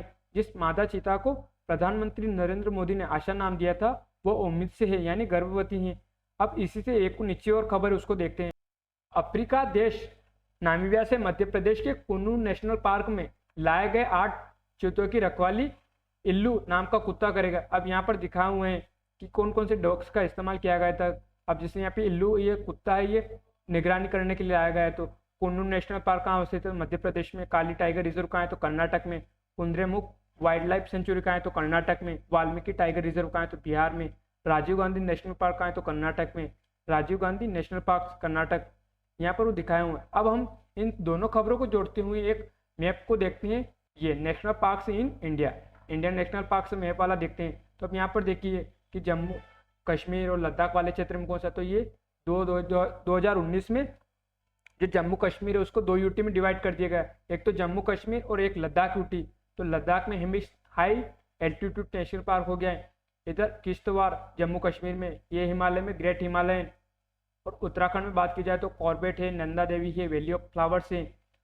यूपी की बात की जाए तो दुधवा है, जो राजा जी है वो उत्तराखंड में है। फिर बिहार में बात की जाए, बिहार में कोई सा नहीं है। सिक्किम में बात की जाए तो कंचनजंगा है। असम में दिखा जा रहा है काजीरंगा और नामदाफा। मणिपुर में सिरोही, केबो लामजाओ। पश्चिम बंगाल में सुंदरवन। झारखंड में बेल्टा। इधर मध्य प्रदेश में देखिए आप शिवपुरी, जहाँ कुन्नू नेशनल पार्क अवस्थित है। पन्ना है, बांधवगढ़ है, कान्हा है, पेंच है, सतपुड़ा, वन विहार, भोपाल जू। इधर राजस्थान में देखिए आप, तो राजस्थान में Ranthambore, Sariska Desert National Park. Gujarat में देखिए, गुजरात में Gir, Marine, Little Rann of Kutch, फिर वांस्ता। महाराष्ट्र में देखने का प्रयास कीजिए तो संजय गांधी, गोवा में मोलेन, कर्नाटक में दांदेली। फिर केरला में देखिए साइलेंट वैली, नागरहोल। और यहाँ पर बांदीपुर, जो तीनों की सीमाओं पर आ गई थी, कर्नाटक, केरला, तमिलनाडु। तमिलनाडु में और देखिए तो इंदिरा गांधी नेशनल पार्क है, कुंडे। उसके बाद तेलंगाना में माफ कीजिए, छत्तीसगढ़ में देखिए तो इंद्रावती, कंकर वैली। तो इस तरह से हमें ये नेशनल पार्क से देखने थे इंडिया में। प्रीलिम्स पर्सपेक्टिव से बहुत ही महत्वपूर्ण है। अब बढ़ते हैं अगली खबर पर। स्वच्छ सर्वेक्षण में 6ठी बार इंदौर बना सिरमौर। तो GS3 कंजर्वेशन से जोड़ सकते हैं, पर्यावरण से जोड़कर देख सकते हैं। तो इंदौर को लगातार 6ठी बार देश का सबसे स्वच्छ शहर चुना गया है। स्वच्छ सर्वेक्षण 2022 की सूची में इसने पहला स्थान रखा है। गुजरात का जो सूरत है उसको दूसरा स्थान मिला है। यहाँ पर दिखा हुआ कि इंदौर मध्य प्रदेश पहला, सूरत दूसरा, गुजरात, नवी मुंबई महाराष्ट्र तीसरा स्थान है। स्वच्छता में बेहतर प्रदर्शन करने वाले राज्यों में मध्य प्रदेश को पहला, गुजरात को दूसरा, महाराष्ट्र को तीसरा स्थान प्राप्त हुआ। गंगा किनारे बसे 1 लाख से अधिक जनसंख्या वाले स्वच्छ शहरों में हरिद्वार को पहला, वाराणसी को दूसरा और ऋषिकेश को तीसरा स्थान मिला है। अब हम देखते हैं कि जो स्वच्छ सर्वेक्षण वो 2022 है वो कौन जारी करता है। तो यहाँ पर दिखा हुआ कि आवास और शहरी गरीबी उन्मूलन मंत्रालय। तो वर्ष 2016 से MOHUA यानी जो आवास और शहरी गरीबी उन्मूलन मंत्रालय द्वारा संचालित स्वच्छ सर्वेक्षण दुनिया का सबसे बड़ा शहरी स्वच्छता सर्वेक्षण है। यह शहरों और कस्बों के बीच स्वच्छ प्रतिस्पर्धा की भावना को बढ़ावा देने, सभी नागरिकों द्वारा स्वच्छ शहर बनाने की दिशा में योगदान देने के लिए एक महत्वपूर्ण भूमिका निभा रहा है। स्वच्छ सर्वेक्षण का प्राथमिक लक्ष्य बड़े पैमाने पर नागरिकों की भागीदारी को प्रोत्साहित करना, समाज के सभी वर्गों के बीच शहरों को रहने के लिए एक बेहतर स्थान बनाने की दिशा में मिलकर काम करने के महत्व के बारे में जागरूकता पैदा करना। स्वच्छ भारत मिशन शहरी द्वारा आयोजित वार्षिक सर्वेक्षण ने नागरिकों, संसाधनों और अधिकारियों के प्रयास से यह कामयाबी हासिल की है कि देशवासियों के बीच ये भावना बन सके कि उनका शहर भारत के सभी शहरों में से सबसे स्वच्छ और सतत प्रयासों को निरंतर आगे बढ़ाने में अग्रणी साबित हो सके। तो इस तरह से हमें स्वच्छ सर्वेक्षण 2022 से उसका एक ओवरव्यू लेना था केवल। अगर आपको और भी कुछ जानकारी चाहिए तो आप यहाँ पर माय गवर्नमेंट जो साइट है उससे आकर देख सकते हैं। भारत की डिजिटल ऊर्जा संरक्षण के बारे में देख सकते हैं। आपको जो भी चीज़ चाहिए वो सब यहाँ पर मिलेगी। आप इन साइटों का इस्तेमाल कीजिए अच्छे से। अब देखते हैं अगली खबर को, देखते हैं हम अब। तो सितंबर में 1.47 लाख करोड़ रुपए जीएसटी संग्रह। तो सितंबर में लगातार 7वें महीने जीएसटी संग्रह 1.40 लाख करोड़ रुपए के पार जाते हुए 1.47 लाख करोड़ रुपए रहा। वित्त मंत्रालय ने शनिवार को कहा कि एक वर्ष पहले की समान अवधि की तुलना में जीएसटी संग्रह में 26% की वृद्धि हुई है। तो हम जीएसटी के बारे में देखते हैं अब। तो पहले हम जीएसटी की हिस्ट्री को देख लेते हैं। तो जीएसटी यानी गुड्स एंड सर्विस। तो इसकी शुरुआत होती 2000 से, जब प्रधानमंत्री वाजपेयी सरकार जो है set up a committee to draft GST law. तो अब हमारे लिए ये इतना काम का नहीं, हमारी जो महत्वपूर्ण काम की शुरुआत होती है वो 2017 से होती है, जब fourth supplement GST passed bill passed in Lok Sabha and approved by cabinet. फिर राज्यसभा पास करती है इसको। फिर उसके बाद जाकर ये जो कानून है जो इम्प्लीमेंट है 1 जुलाई 2017 को इम्प्लीमेंट होता है जीएसटी बिल। यानी जो जीएसटी 1 जुलाई 2017 से लागू हो जाता है, मतलब कानून बन जाता है। Clear tax launch India first GST software. GST launch on 1 जुलाई। तो इस तरह से हमें छोटा सा एक ओवरव्यू लेना था कि इसकी शुरुआत किस किस तरह से होती है। तो महत्वपूर्ण यही से होता है 2017 से। अब हम देख लेते हैं कि जो टाइप्स ऑफ जीएसटी वो कौन कौन से हैं। तो types of GST in India, तो वैलिड ऑन और कलेक्टेड बाय। तो यहाँ पर दिखा हुआ किससे जीएसटी यानी central goods and service tax. इसको वैलिड कहाँ होता है, तो इंट्रा स्टेट पर सेंट्रल गवर्नमेंट कलेक्ट करती है। एस जीएसटी यानी state goods and service tax कौन कलेक्ट करता है, तो इंट्रा स्टेट गवर्नमेंट कलेक्ट करती है। आई टी जीएसटी यानी integrated goods and service tax. तो इंटर स्टेट यानी एक स्टेट से दूसरी स्टेट जाने पर कौन कलेक्ट करेगा, तो सेंट्रल गवर्नमेंट कलेक्ट करेगी। तो यूटी जीएसटी, तो union territory goods and service tax. Valid कहाँ रहता है, तो यूटी में। कौन कलेक्ट करता है, तो यूटी गवर्नमेंट इसको कलेक्ट करती है। अब यहाँ पर जो इंटर स्टेट और इंट्रा स्टेट की बात की तो इसको एक पिक्चर के थ्रू समझने का प्रयास कीजिए। तो ये दिखा हुआ इंटर स्टेट का ट्रांजेक्शन, इसमें मुंबई है और चेन्नई के बीच में व्यापार हो रहा है। तो ये कौन सा हो रहा है, तो इंटर स्टेट यानी दो राज्यों के बीच में हो रहा है। और इंट्रा स्टेट की बात की तो इंट्रा स्टेट ट्रांजेक्शन में दिखा हुआ कि महाराष्ट्र का मैप है, इसमें मुंबई से नागपुर जा रहा है कोई भी जो ट्रेड व्यापार हो रहा है, तो सप्लाई और यहाँ पर जो प्राप्त कर रहा है, तो ये एक राज्य के अंदर ही हो रहा है। तो यहाँ पर कौन कलेक्ट करने का काम करेगी, तो स्टेट गवर्नमेंट कलेक्ट करने का काम करेगी। यहाँ पर कौन करेगी, तो सेंट्रल गवर्नमेंट है वो कलेक्ट करने का काम करेगी। अब यहाँ पर एक पिक्चर के थ्रू दिखा हुआ है कि कोई एक व्यक्ति है महाराष्ट्र में, उसने अपना गुड्स बेचा है, तो वो किसको बेचा है, तो महाराष्ट्र में बी व्यक्ति को बेचा है। तो ये किस तरह का हो गया, तो इंट्रा स्टेट यानी एक राज्य के अंदर ही गुड्स बेचा है उसने 10,000 में। तो इसमें सी जीएसटी और एस जीएसटी मिलाकर कितना रुपए लग गया, तो 1800 रुपये लग गया। अब ये 900 रुपये स्टेट गवर्नमेंट को जाएंगे। तो कौन से स्टेट गवर्नमेंट को जाएंगे यहाँ पर, तो महाराष्ट्र गवर्नमेंट को जाएंगे। फिर 900 रुपये यानी सी जीएसटी किसके पास जाएंगे, तो सेंटर के पास जाएंगे। फिर बी व्यक्ति के पास जाने के बाद उसने राजस्थान में सी व्यक्ति को भेजा। तो अब ये क्या हो गया, ये इंटर स्टेट हो गया। अब गुड्स इसने अपना प्रॉफिट सब करने के बाद कितने में बेच रहा है, तो 17,500 में। तो उस पर आईजीएसटी लगेगा। तो आईजीएसटी किसके पास जाएगा, तो सेंटर के पास जाएगा।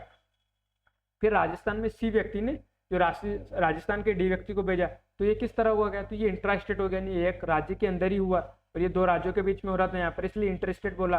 ये इंट्रा स्टेट यानी राजस्थान राज्य के अंदर ही उसने दूसरे व्यक्ति को भेज दिया, तो ये इंट्रा स्टेट हो गया। यहाँ पर गुड्स 30,000 का बेचा। अब यहाँ पर जो सी जीएसटी और एस जीएसटी लगेगा, तो सी जीएसटी का हिस्सा सेंटर के पास जाएगा और एस जीएसटी का राजस्थान गवर्नमेंट के पास जाएगा। तो हमें यहाँ पर जो जीएसटी उसका बस एक ओवरव्यू लेना था कि किस तरह से लगता है, किस तरह से उसकी जो वर्किंग है वो काम करती है। अब देखते हैं हम अगली खबर।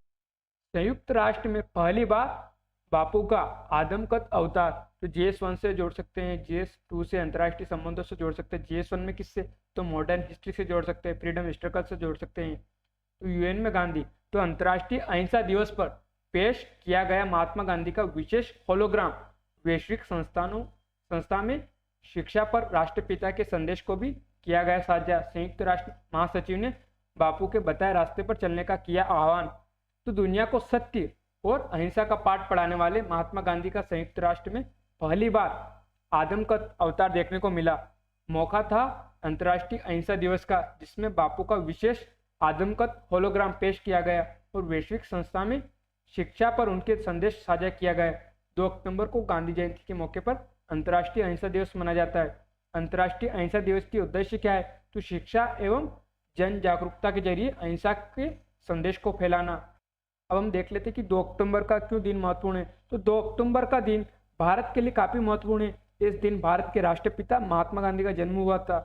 2 अक्टूबर को हर वर्ष गांधी जयंती के रूप में मनाया जाता है। महात्मा गांधी का जन्म 2 अक्टूबर 1869 को गुजरात के पोरबंदर में हुआ था।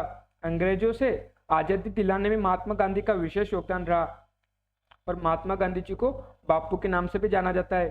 2 अक्टूबर को हर साल अंतर्राष्ट्रीय अहिंसा दिवस भी मनाया जाता है। सत्य और अहिंसा को लेकर बापू के विचार हमेशा से न सिर्फ भारत बल्कि पूरी दुनिया का मार्गदर्शन करते रहे और आगे भी करते रहेंगे। गांधी जयंती के दिन स्कूल कॉलेजों में वाद विवाद और भाषण प्रतियोगिताओं का आयोजन होता है। अब इनको देख लेते हैं कि जो महात्मा गांधी ने क्या कहा, तो मतलब कहा क्या, उनके जो विचार है शिक्षा को लेकर उनको देखते हैं। तो संयुक्त राष्ट्र में पहली बार महात्मा गांधी का आदमगत होलोग्राम पेश किया गया। इसके साथ एक मौखिक संदेश में शिक्षा पर उनके विचार साझा किए गए। तो शिक्षा के बारे में महात्मा गांधी ने कहा था कि साक्षरता शिक्षा का अंत या यहाँ तक की शुरुआत भी नहीं है। शिक्षा से मेरा तात्पर्य बच्चे और किसी व्यक्ति शरीर मन और आत्मा में उत्कृष्टता का सर्वांगीण संचार करना है। आध्यात्मिक प्रशिक्षण से मेरा तात्पर्य मन की शिक्षा से है। अब हम देखते हैं कुछ आंदोलनों को। तो ये आप पिक्चर देख के कुछ समझने का प्रयास कर रहे होंगे। उसके बाद आप एक अन्य पिक्चर से समझने का प्रयास कीजिए गांधी जी के योगदान को। तो ये पिक्चर आप बहुत कुछ बताने का प्रयास कर रही हैं। अब हम देख लेते हैं कि महात्मा गांधी द्वारा संचालित आंदोलन। तो इसमें ये ट्रिक याद करने की तरीका बताएं। गांधी चंपारण से खेड़ा गए और अहमदाबाद मिल मजदूरों से खिलाफत करके असहयोग कराया और नमक बनाकर अंग्रेजों से देश छुड़ाया। तो इसमें दिखाया हूं कि जैसे चंपारण सत्याग्रह 1917 में होता है, खेड़ा सत्याग्रह 1917 में होता है, अहमदाबाद मिल मजदूर आंदोलन 1918 में होता है, खिलाफत आंदोलन 1920 में होता है, असहयोग आंदोलन 1920 में होता है, नमक आंदोलन सविनय अवज्ञा आंदोलन 1930 में होता है और भारत छोड़ो आंदोलन 1942 में होता है। अब जो चंपारण है उसका मैप देखने का प्रयास कीजिए आप। तो ये दिखाया हुआ है कि बिहार और उड़ीसा प्रांत चंपारण यात्रा कैसे होती है। तो ये गंगा नदी हो गई, इसमें घाघरा गंडक, इधर से सोन नदी फल्गु नदी आकर मिल रही है और ये मुजफ्फर हो गया है और ये चंपारण दिखाया है बेतिया और मोतिहारी। तो इस तरह से आप देखिए कि चंपारण की लोकेशन कहाँ पर है। अब एक अन्य मैप के थ्रू समझने का प्रयास करते हैं। नॉन कोऑपरेशन मूवमेंट सितंबर 1922 फरवरी 1922। तो चंपारण होता है 1917 में यानी सिक्योरिटी ऑफ टेन्योर। फिर यहाँ से खेड़ा में होता है 1918 में। फिर अहमदाबाद में होता है लेबर डिस्प्यूट। फिर 17 की बात की हमने, 17 18 में 2 हो गए, एक तो अहमदाबाद वाला एक खेड़ा वाला। फिर उसके बाद होता है 1919 में जो रोलेट एक्ट आता है उसके विरोध में जो प्रदर्शन होता है। फिर इसी की घटना घटती है 1919 में जलियांवाला बाग हत्याकांड। फिर उसके बाद यहाँ पर दिखाया हुआ है गोरखपुर चोरा चोरी कांड को दिखाया, पुलिस स्टेशन को जला दिया था 1922 में और इसी के कारण जो महात्मा गांधी उस सविनय अवज्ञा आंदोलन को स्थगित कर देते हैं। तो आप इन लोकेशन को देखिए क्योंकि हम जब हिस्ट्री में पढ़ते हैं तो ये लोकेशन बहुत ही महत्वपूर्ण होती हैं। अब पढ़ते हैं अगली खबर पर। स्वच्छ गंगा मिशन के तहत 1145 करोड़ की 11 परियोजनाओं को मंजूरी। तो राष्ट्रीय स्वच्छ गंगा मिशन ने 1145 करोड़ रुपए की 14 परियोजनाओं को स्वीकृति प्रदान की है। इनमें सीवेज प्रबंधन, औद्योगिक प्रदूषण उन्मूलन, जैव विविधता संरक्षण, वनीकरण, जो रिवर फ्रंट विकास, विकेंद्रीकृत अपशिष्ट जल उपचार से संबंधित परियोजनाएं शामिल हैं। 5 मुख्य गंगा बेसिन राज्यों उत्तराखंड, उत्तर प्रदेश, बिहार, झारखंड और पश्चिम बंगाल में सीवेज प्रबंधन की 8 परियोजनाएं भी इसमें शामिल है। तो ये तो हमने देख ली कि चर्चा में क्यों है। अब हम देखते हैं इसके पिक्चर के थ्रू। तो ये पिक्चर आप देखिए, इससे आपको समझ में आ रहा होगा कि जो पोल्यूशन है वो किस तरह से हो रहा है, किस तरह से जो बिना उपचार किए जो पानी है उसका जो रिलीज किया जा रहा है किसी वाटर बॉडीज में। एक अन्य पिक्चर के थ्रू देखिए कि किस तरह से डंपिंग किया जा रहा है कचरे को, नदी बहती हुई नदी और इसमें कचरा डंप हो रहा है।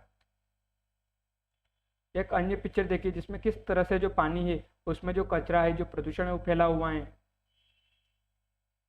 अब देख लेते हैं कि जो गंगा मिशन जो क्लीन प्लान है वो क्या था, तो उसमें क्या क्या किया जाएगा। तो जैव विविधता संरक्षण और गंगा संरक्षण। अब पहला देखते हैं हम, पहला पॉइंट क्या है। तो गंगा जलीय जीव संरक्षण निगरानी केंद्र की स्थापना करना, गंगा नदी के लिए जलीय प्रजाति की बहाली की योजना बनाना, वन विभाग और अन्य हितधारकों की क्षमता का निर्माण करना, बचाव एवं पुनर्वास केंद्रों की स्थापना करना, गंगा नदी में प्रजातियों की बहाली के लिए समुदाय आधारित जो संरक्षण कार्यक्रम है उनको बनाना, गंगा नदी की जैव विविधता संरक्षण के लिए प्राकृतिक जो व्यवस्था है और शिक्षा के तहत ये प्रचार करना कि जो ये कचरा है ये न फैलाया जाए, किस तरह से जो गंगा है उसको साफ सुथरा रखने में योगदान दिया जाए। अब आप इसको देखने का प्रयास कीजिए गंगा बेसिन को, तो ये गंगा नदी होगा और ये यमुना नदी हो गई। अब इस गंगा की सहायक नदी को देखिए तो ये गोमती, घाघरा, गंडक, कोसी हो गई।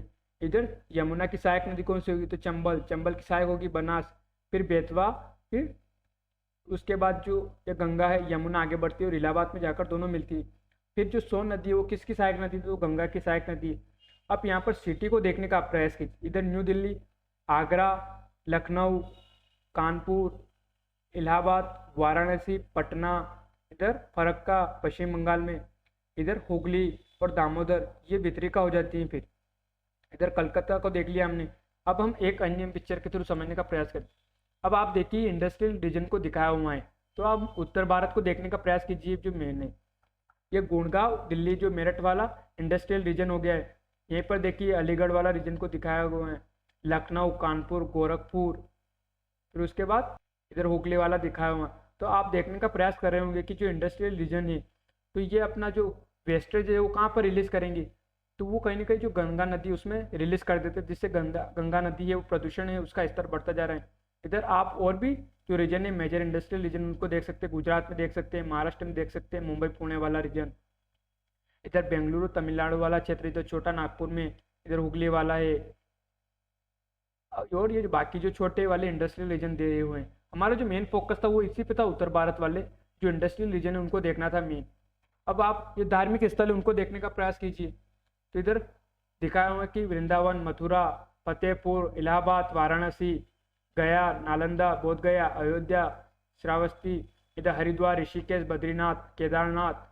अब ये जो नदी आ रही तो ये सब उसी के किनारे बसे हुए हैं एक तरह से। इधर वाराणसी को देखिए, आप इलाहाबाद को देखिए जहाँ दोनों आकर मिल रही हैं, इधर गया, बोध गया, पटना, ये सब गंगा नदी के किनारे पर अवस्थित है, कुछ दूरी पर अवस्थित है। इधर न्यू दिल्ली को देखिए यमुना के किनारे अवस्थित है, मथुरा यमुना किनारे अवस्थित है, या हरिद्वार, गंगा यमुना यहीं से होकर निकलती है, बद्रीनाथ। अब इन सबको आप लिंक कीजिए एक तरह से कि किस तरह से जो प्रदूषण है ये गंगा के प्रदूषण में अपना योगदान दे रहे हैं। अब यहाँ पर कोई पर्यटन स्थल पे घूमने जाएगा तो वो जो प्लास्टिक है, बोतल है, कपड़े है या जो भी चीज़ है वो कहाँ पे फेंकेगा, तो सीधा सा कि जो नदी जाती है उसमें डंप कर देता है, फेंक देता है। तो इन सब से धीरे धीरे क्या है कि जो गंगा है उसका जो प्रदूषण का स्तर है वो धीरे धीरे बढ़ता जा रहा है। तो इस तरह से आप देखिए इन सब चीज़ों को जोड़िए, लिंक करने का प्रयास कीजिए। मेरा मकसद यही था कि आपको इन सबसे लिंक कराई जाए चीज़ों को। तो अब बढ़ते हैं अगली खबर पर। नागालैंड को 9, अरुणाचल के 3 जिलों में अपस्पद 6 माह के लिए बढ़ा। तो केंद्र सरकार ने शनिवार को नागालैंड के 9 और अरुणाचल के 3 जिलों में सशस्त्र बल विशेष अधिकार अधिनियम को 1 अक्टूबर से अगले साल 30 मार्च तक बढ़ा दिए हैं। अब देख लेते हैं कि अपस्पा कानून क्या है। तो केंद्र ने कानून व्यवस्था की स्थिति की समीक्षा के बाद यह कदम उठाए हैं। अपस्पा कानून यानी सुरक्षा बलों को बिना वारंट के किसी व्यक्ति को गिरफ्तार करने, बिना वारंट के परिसर में प्रवेश करने या तलाशी लेने और अन्य कार्रवाई करने का अधिकार देता है। अब हम कुछ पिक्चर के थ्रू इसको और अच्छे समझने का प्रयास करते हैं। क्या है अपस्पा? तो अशांत क्षेत्रों में शांति बनाए रखने के लिए 1958 में नेहरू सरकार ने लागू किया था। वर्तमान में ये असम, नागालैंड, मणिपुर, अरुणाचल प्रदेश के कई इलाकों में लागू हैं। कानून व्यवस्था का उल्लंघन करने पर यह कानून सैन्य बलों को सीधे गोली मारने का अधिकार भी देता है। अब यहाँ पर देखने का प्रयास कीजिए उत्तर पूर्वोत्तर के क्षेत्रों में कि ये कानून कहाँ पर लागू है। तो यहाँ पर दिखा हुआ कि जो अपस्पा इन फोर्स है कहाँ पर पार्शियली लागू है, कहाँ पर फुल्ली लिफ्टेड यानी हटा लिया गया है। तो यहाँ पर देखने का प्रयास कीजिएगा अरुणाचल प्रदेश है, यहाँ पर माफ कीजिए असम के क्षेत्र में आप देखने का प्रयास कीजिए, यहाँ पर अभी भी लागू है। नागालैंड, मणिपुर वाले क्षेत्रों में लागू है। यहाँ पर कुछ क्षेत्रों में हटा दिए गए, कुछ जगह पर पार्शियली लागू हैं। तो इस मैप को देखकर और आप अच्छे से एनालिसिस कीजिए इसको। अब बढ़ते हैं अगली खबर पर। केदारनाथ की पहाड़ी पर 9 दिन में दूसरी बार हुआ हिमस्खलन। तो केदारनाथ की पहाड़ी पर 7 किलोमीटर दूर शनिवार को दूसरी बार हिमस्खलन हुआ है। तो हम देखते हैं कि इसके कारण क्या है, क्यों ये दूसरी बार आया है वहाँ पर हिमस्खलन। तो आप इस पिक्चर के थ्रू समझने का प्रयास कीजिए कि लैंडस्लाइड या भूस्खलन किस तरह से हो रहा है। ये एक अन्य पिक्चर के थ्रू फिर समझने का प्रयास कीजिए। अब हम जो भूकंप वाले क्षेत्र उनको देख लेते पहले कि भूकंप वाले क्षेत्र कौन है। तो जोन 5 में दिखाऊं कि वेरी हाई रिस्क जोन, तो वेरी हाई रिस्क जोन आपको देखने का प्रयास कीजिए कि हिमालय वाले क्षेत्र में आपको ज़्यादा दिखाएगा। तो यहाँ पर सबसे ज़्यादा जो भूकंप आने की संभावना रहती है, इसलिए हाई जोन है।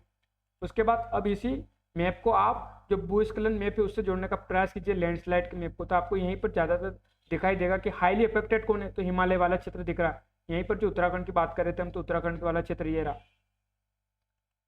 अब देखने का प्रयास कीजिए कि किस तरह से जो यूरेशियन प्लेट से जो इंडियन प्लेट है वो टकराने रही है और किस क्षेत्र में टकरा रही है उसे भी देखिए आप। हिमालय वाले क्षेत्र में देखिए, जब ये टकराएगी तो सीधी सी बात है उससे भूकंप भी आएंगे, वहां से भूस्खलन भी होगा। अब एक अन्य वीडियो के थ्रू इस चीज को समझने का प्रयास कीजिए आप कि किस तरह से इंडियन प्लेट टकराती जा रही है, किससे, यूरेशियन प्लेट से। अब इसके टकराने से क्या होगा, भूकंप आएगा, ज्वालामुखी आएगा।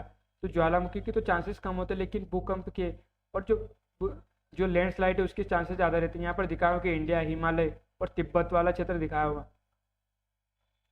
यहाँ पर देखने का प्रयास कीजिए आपकी यूरेशियन प्लेट जो इंडियन प्लेट से टकरा रही है, तो जिसकी वजह से जो हिमालय क्षेत्र है अभी भी इसकी ग्रोथ हम देखते हैं कि माउंट एवरेस्ट है उसकी 8,848 मीटर बताता है कोई, और कोई 8,850 मीटर बताता है। तो वो क्यों बताता है, क्योंकि जो हिमालय उसकी ऊंचाई दिन पर दिन बढ़ती जा रही है। क्यों बढ़ती जा रही है, तो जो इंडियन प्लेट है वो टकराती जा रही है यूरेशियन प्लेट से, तो जिससे उसकी ऊंचाई है दिन पर दिन बढ़ती जा रही है। तो इस तरह से आप देखने का प्रयास कीजिए इसको।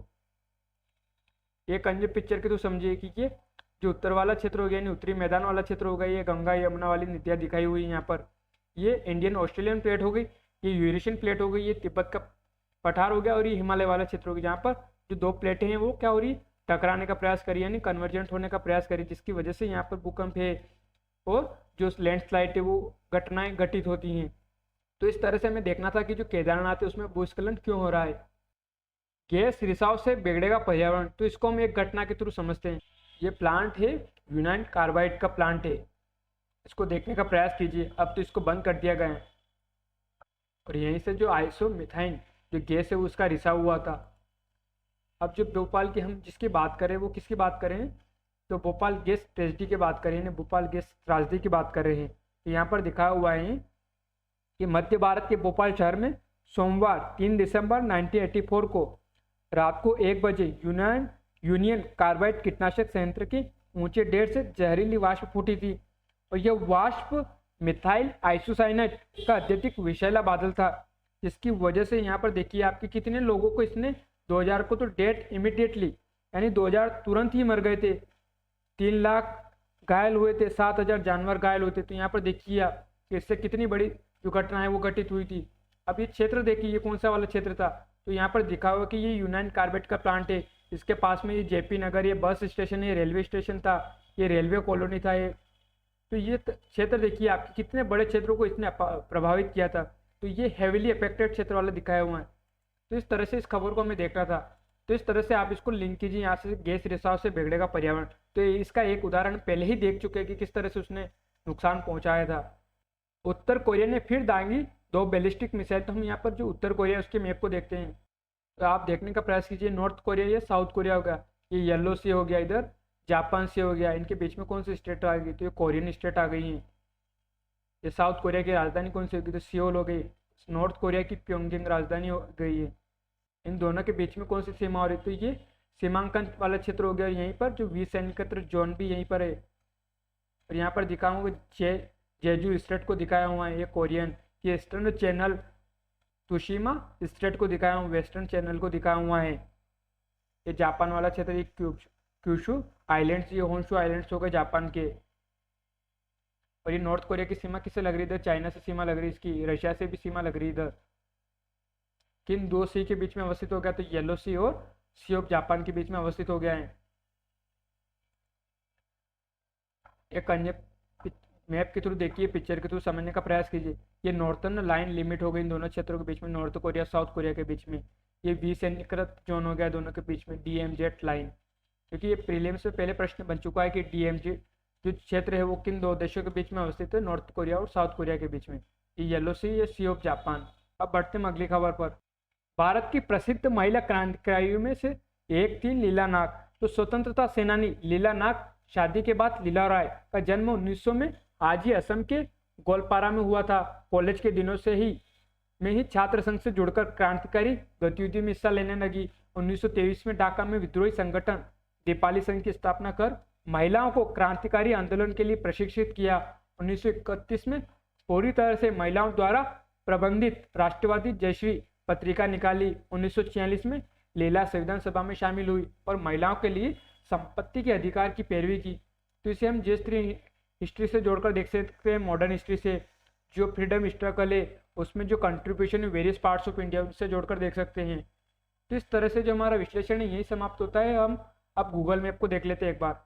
ये हमारा प्यारा भारत हो गया। अब हमें चलना है साउथ कोरिया चलना है। तो साउथ कोरिया कहाँ से चलेंगे? तो बंगाल की खाड़ी से, अंडमान सागर से होते हुए, मलाक्का स्टेट से होते हुए, साउथ चाइना सी से होते हुए, फिर ताइवान स्टेट से होते हुए, पूर्वी चीन सागर से होते, येलो सी से होते हुए हम दक्षिण कोरिया और साउथ कोरिया जा सकते हैं। या उत्तर कोरिया की राजधानी दिखाई हुई प्योंगयांग, साउथ कोरिया की दिखाई हुई सियोल, इन दोनों के बीच में आप इस सीमा को देखने का प्रयास कीजिए।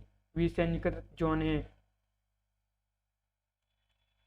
और इस उत्तर कोरिया की सीमा किससे लग रही है? तो इधर चाइना के साथ रशिया से भी इसकी सीमा लग रही है। यहाँ पर देखिए रशिया के साथ इसकी सीमा लग रही है।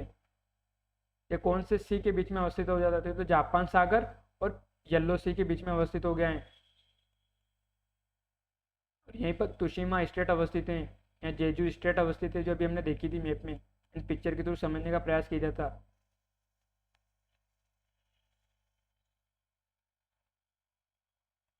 अब हम देख लेते हैं जो हिमालय वाला क्षेत्र को देखते हैं एक बार गूगल मैप में। तो अब आप देखने का प्रयास कीजिए कि ये इंडियन प्लेट हो गई और ये यूरेशियन प्लेट हो गई।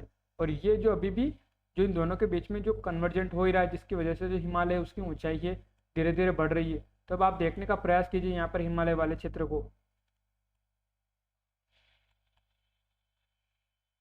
ये देखिए गंगोत्री, ये केदारनाथ वाला क्षेत्र जहाँ भी भूस्खलन हुआ, तो देखिए आप ये हिमालय वाले क्षेत्र में आएगा बिल्कुल।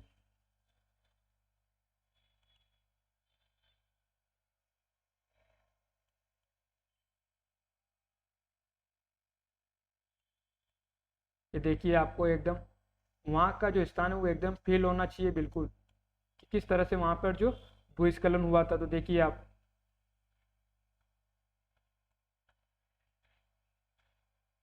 ये मंदाकिनी रिवर्स को दिखाया हुआ केदारनाथ जिसके किनारे अवस्थित है। तो देखिए आप केदारनाथ के लोकेशन को देखिए, ये मंदाकिनी रिवर्स के ये ये देखिए किस तरह से ये पहाड़ों के बीच में बसा हुआ है केदारनाथ।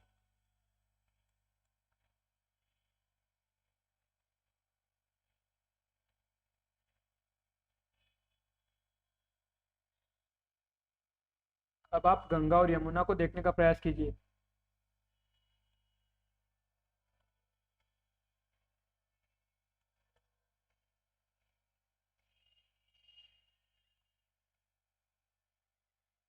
ये हिमालय वाला क्षेत्र हो गया, ये नांगल डैम,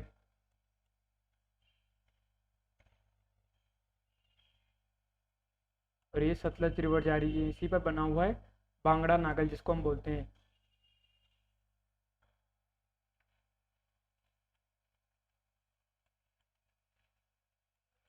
तो इसमें आपको ये लाइन के थ्रू दिखाई दे रही होगी, देखने का प्रयास कीजिए आप। ये यमुना वाला और ये गंगा, ये आगरा हो गया है, ये वृंदावन दिल्ली, ये पानीपत करनाल, ये मेरठ मुजफ्फरनगर, ये गंगा जा रही है यहाँ से, ये गंगा जी। ये कन्नौज देखने का प्रयास कीजिए आप, जिसके लिए कन्नौज का संघर्ष होते हैं, लड़ाई होती है कन्नौज के लिए इतिहास में। ये कानपुर, ये प्रयागराज, ये वाराणसी। तो इसी वजह से तो यहाँ पर दो बातें महत्वपूर्ण है। एक तो यहाँ पर इंडस्ट्री क्षेत्र आता है और दूसरा एक धार्मिक स्थल है। आपको वाराणसी का दृश्य दिखाता हूँ एक बार।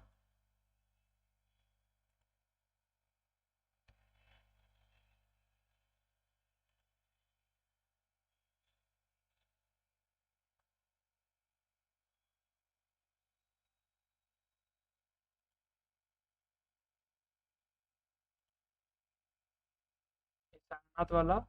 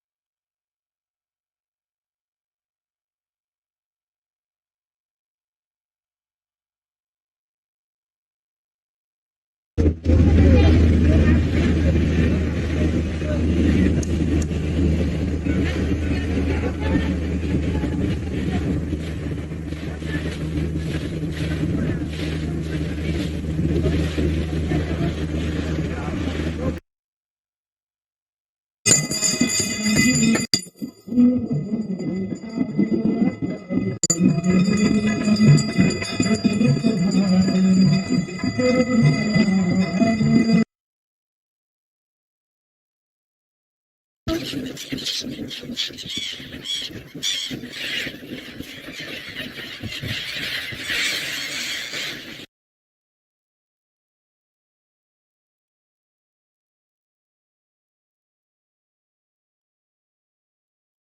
इस तरह से हमको गूगल मैप को देखना है, गूगल अर्थ मैप को देखना है। तो हमारा जो विश्लेषण ये समाप्त करते हैं। धन्यवाद।